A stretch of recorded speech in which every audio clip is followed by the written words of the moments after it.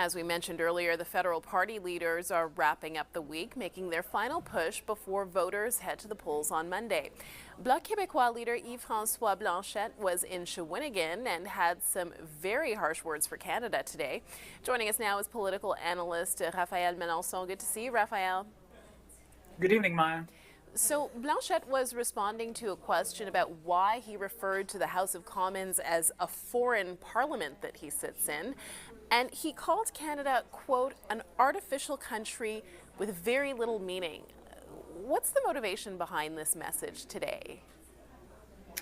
Well, it feels like the Bloc Québécois is panicking right now, Maya, because as we know, according to the latest polls and projections, the Bloc could lose up to 1/3 of its current seats in the province, mainly to the Liberals. So, of course, what Blanchet is trying to do here is to bring back sovereignists home, basically, to the Bloc Québécois, if I may say so. So basically, he's trying to send a strong message to sovereignists who could be tempted right now to vote for Mark Carney, considering sovereignty is not on the menu right now in Quebec, and considering that a lot of people right now are just looking for the most fit candidate who could lead Canada throughout a crisis facing the threats of Donald Trump. So a lot of people are thinking, even on the sovereignist side, to vote for the very federalist Liberal Party. And I think right now the Bloc Québécois sees the last opportunity for them is to send a message, maybe raise some fears within the sovereignist movement, saying, wait a minute, you're going to be voting for a very sovereignist party, for a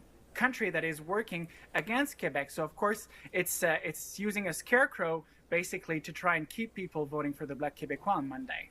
Okay, so let's get to Mark Carney and the Liberals, because Mark Carney came under fire yesterday because he was accused of misleading the public about a phone call with Donald Trump and what was actually said with respect to that 51st state rhetoric. What kind of an impact do you think that story will have, or will it have an impact at the ballot box? Does it matter?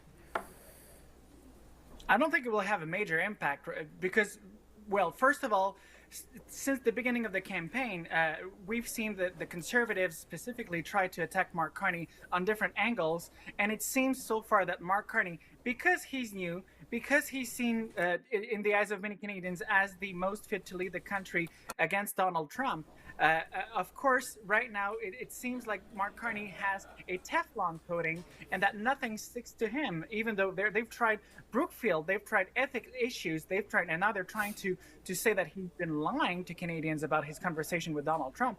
I don't think it's going to stick. And on top of that, what would be the motivation for Mark Carney, knowing that anything Trump says against Canada could play in his favor? What would be the advantage for Mark Carney to lie about that, most of all? And I think as we are 3 days ahead of election day, it's way too late right now to try and turn things around for the Conservatives. The vote is mainly crystallized. People who intend to vote for the Liberals will, for the most part, vote for Liberals no matter what happens within the next weekend. Okay. Well, switching gears now quickly before we wrap up, I'd like to leave the campaign and come back to Quebec politics specifically and the controversy over Go Habs Go, because as we reported earlier, after a huge backlash, both from Anglophones and Francophones, the language minister said, okay, it's okay to say Go Habs Go after all. Yes. Yes. Thank you, Minister Robert. It was the only right thing, you know. I mean, it's an expression that everybody uses across the province, whether francophones or anglophones. Even the CQ used go. On se donne le go was their slogan in 2014. Let's not forget about that. So, of course, Habs comes from habitant, so it's also a French word. So it made no sense, totally nonsense from the OQLF here to intervene in that. And thank God the minister intervened today to say we can still continue to say that. And Go Habs Go tonight. There's an important game. Go Habs Go. There you go. Yeah, I'm sure a lot of people will be saying that tonight. Go Habs Go as they play at the Bell Center back on home ice against Washington. Thank you, Raphael. We'll be watching the game. And, of course, next week we'll be watching those results. Absolutely. Have a great weekend.